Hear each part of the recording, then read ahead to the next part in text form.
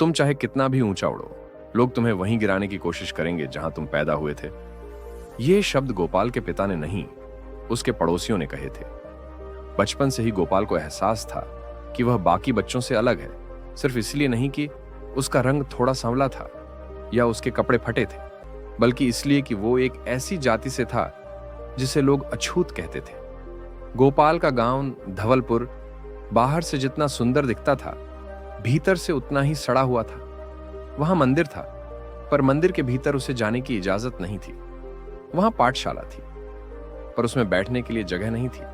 गोपाल का सपना था पंडित बनना, लेकिन गांव में यह सपना देखने का हक सिर्फ ऊंची जातियों को था। वो हर दिन सुबह मंदिर के बाहर झाड़ू लगाता और अंदर से आ रही मंत्रोच्चारण की ध्वनि को मन ही मन दोहराता। ओम नमः शिवाय। वो दीवार की ओर से देखता कि कैसे पंडित जी पूजा करते, कैसे वो घंटे बजाते, कैसे लोग उनके पैरों में पैसे डालते, और गोपाल के भीतर कुछ कांपता था। एक सवाल, क्या भगवान भी भेदभाव करते हैं? उसकी मां कमला खामोशी से उसे हर रात खाना देती, उसके फटे कपड़े सीती और चुपचाप उसके सपने को अपनी आंखों में पलने देती। लेकिन हर रात सोने से पहले वो एक ही बात कहती, सपने देख बेटा, पर अपनी हदों में। पर गोपाल वो बच्चा नहीं था जो हदों में जीना सीख जाए। वो किताबें मांग कर पढ़ता, पुराने अखबारों से मंत्र ढूंढता और मिट्टी पर उंगलियों से लिखता। उसकी दुनिया छोटी थी, लेकिन उसकी सोच बहुत ऊंची। एक दिन गांव के स्कूल में संस्कृत शिक्षक आए। उन्होंने बच्चों से एक श्लोक पूछा, और जब कोई जवाब न दे पाया, तब गोपाल ने डरते हुए पीछे से बोला, विद्या ददाति विनयम। पूरा स्कूल चौंक गया। अगले ही पल किसी ने चीख कर कहा, इसने कैसे बोला यह श्लोक? यह तो नीच जात का है। और जैसे ही किसी ने उसे धक्का दिया, उसकी मां दौड़ती हुई आई और उसे खींचकर घर ले गई। उस रात वो बहुत रोई, लेकिन गोपाल ने सिर्फ एक बात कही, मां, मुझे पंडित बनना है, किसी भी कीमत पर। उस रात एक मां की चुप्पी में उसका सहमति थी। बनारस पहुंच गया, पर वहां कोई आरती नहीं थी मेरे लिए। गोपाल ने अपनी मां के आंचल से बंधा एक पोटली उठाई, जिसमें 2 जोड़ी कपड़े और एक भगवत गीता थी, और निकल पड़ा काशी विश्वनाथ की नगरी। बनारस की गलियों में ज्ञान बहता था, लेकिन जाति की दीवारें वहां भी थीं। गंगा के घाट पर बैठकर गोपाल हर दिन संतों के प्रवचन सुनता, उनके शब्दों को अपनी हथेली पर लिखता, और फिर रात को सुनसान घाट पर अभ्यास करता। खाने के लिए कभी भीख मांगनी पड़ती, कभी मंदिरों में झाड़ू लगाकर प्रसाद मिलता। एक दिन घाट पर एक वृद्ध ब्राह्मण ने उसे देखा। नाम था पम राम प्रसाद शास्त्री। वे वेदों के झांता थे, लेकिन सबसे बड़ी बात, जातिवादी नहीं थे। उन्होंने गोपाल से पूछा, तू कौन है, क्यों ये सब सुनता है? गोपाल ने सिर झुकाकर कहा, मैं वो हूं जिसे दुनिया पंडित बनने लायक नहीं समझती, लेकिन मेरी आत्मा कहती है मैं बन सकता हूं। शास्त्री जी कुछ देर चुप रहे, फिर बोले, ज्ञान की भूख जाति नहीं पूछती, तू मेरे आश्रम आ। यहीं से गोपाल का असली इम्तिहान शुरू हुआ। वह हर सुबह 4 बजे उठता, वेदों का पाठ करता, शास्त्रों की व्याख्या सुनता। शास्त्री जी ने उसे सिर्फ पढ़ाया नहीं, उसे तप में ढाला। जब वह संस्कृत बोलता तो खुद शास्त्री जी कहते, ऐसा उच्चारण तो वर्षों में सुनने को मिलता है। पर शास्त्री जी ने एक शर्त रखी, ज्ञान तभी पूर्ण होगा जब तू वापस जाएगा उसी गांव में जहां से तू भागा था, और वहां लोगों को दिखाएगा कि ईश्वर किसी की जात नहीं पूछते। गोपाल तैयार था। मैं लौटा, मगर इस बार मेरे हाथों में किताब नहीं, मंत्रों की आग थी। गोपाल जब अपने गांव धवलपुर वापस आया तो कोई नहीं पहचान पाया कि यह वहीं झाड़ियों में छुपकर श्लोक रटने वाला लड़का है। अब उसके माथे पर चंदन का त्रिपुंड था, गले में तुलसी की माला और आंखों में आत्मविश्वास की चमक। पहले दिन ही वह मंदिर के बाहर पहुंचा, वहीं जहां उसे कभी घुसने नहीं दिया गया था। लोग चौंक गए। पुराने पंडित जी अब बूढ़े हो चले थे।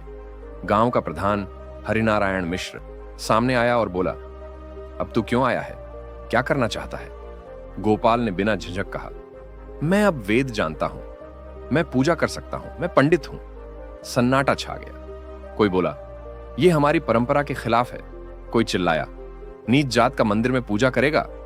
लेकिन गोपाल डटा रहा। उसी समय गोपाल ने शास्त्री जी द्वारा दिया हुआ एक पत्र पढ़कर सुनाया, जिसमें लिखा था, गोपाल मेरे सबसे योग्य शिष्य हैं, इन्हें रोकना वेदों का अपमान होगा। गांव में दो गुट बन गए, एक जो परंपरा की दुहाई दे रहा था, दूसरा जो गोपाल की लगन को मानता था। तभी एक वृद्ध औरत, गोपाल की मां, मंदिर की सीढ़ियों पर चढ़ गई। कांपते हाथों से बेटे के कंधे पर हाथ रखकर बोली, जिसने जीवन भर जात के जहर से लड़कर ईश्वर तक पहुंचा हो, उसे कौन रोक सकता है। उस दिन पहली बार गांव के मंदिर में एक दलित ने दीप जलाया, घंटी बजाई और मंत्रोच्चारण किया, एयुएम भूर्भुवः स्वः। लोगों के रोंगटे खड़े हो गए। वो सिर्फ पूजा नहीं थी, वो क्रांति थी। शुरुआत में लोग पीछे हटे, फिर धीरे धीरे झुकने लगे। गोपाल ने मंदिर में बैठकर सिर्फ पूजा नहीं की, उसने हर आने वाले भक्त को एक बात समझाई। भगवान ने कभी किसी से नहीं कहा कि तू मेरी जात बता कर आ। धीरे धीरे लोग उसके पास आने लगे। किसी को संतान सुख चाहिए था, किसी को विवाह की चिंता, किसी को पीठ दर्द में आराम चाहिए था।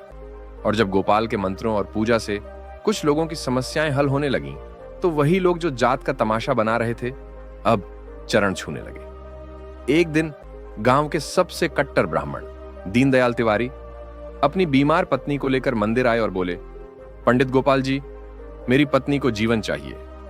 गोपाल ने बिना कुछ कहे पूजा की, जल चढ़ाया और मंत्र पढ़े।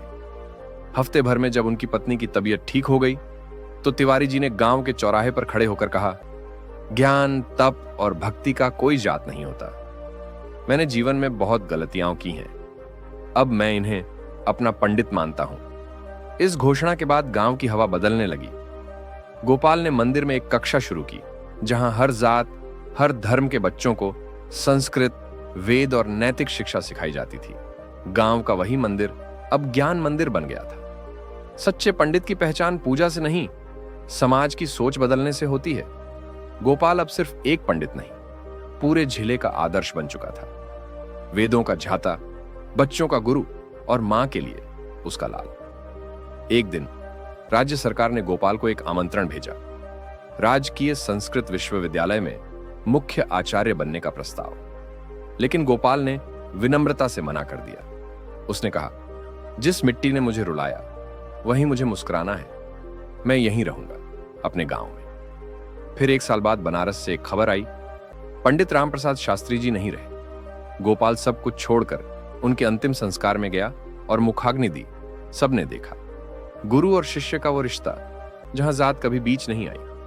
कुछ वर्षों बाद गोपाल ने भी अंतिम सांस ली, पर जाते जाते वो समाज में एक ऐसा दीप जला गया जो अब बुझता नहीं। आज धवलपुर के मंदिर के बाहर एक पत्थर की शिला लगी है, जिस पर लिखा है, यह वही स्थान है जहां एक दलित बालक ने वेदों की आवाज बनकर समाज को बदल दिया। पंडित गोपाल, एक नाम नहीं, परिवर्तन की पुकार। और मैं वही हूं जिसने इनसे शिक्षा ली, वही बच्चा जो कभी दीवार के पीछे से झांका करता था। आज मैं कहता हूं, ईश्वर जात नहीं पूछते, वे तो बस प्रेम और ज्ञान का आह्वान सुनते हैं। इस कहानी का संदेश जितना जरूरी है, उतना ही जरूरी है इसे फैलाना। चैनल को सब्सक्राइब करें और इस क्रांति का हिस्सा बनें।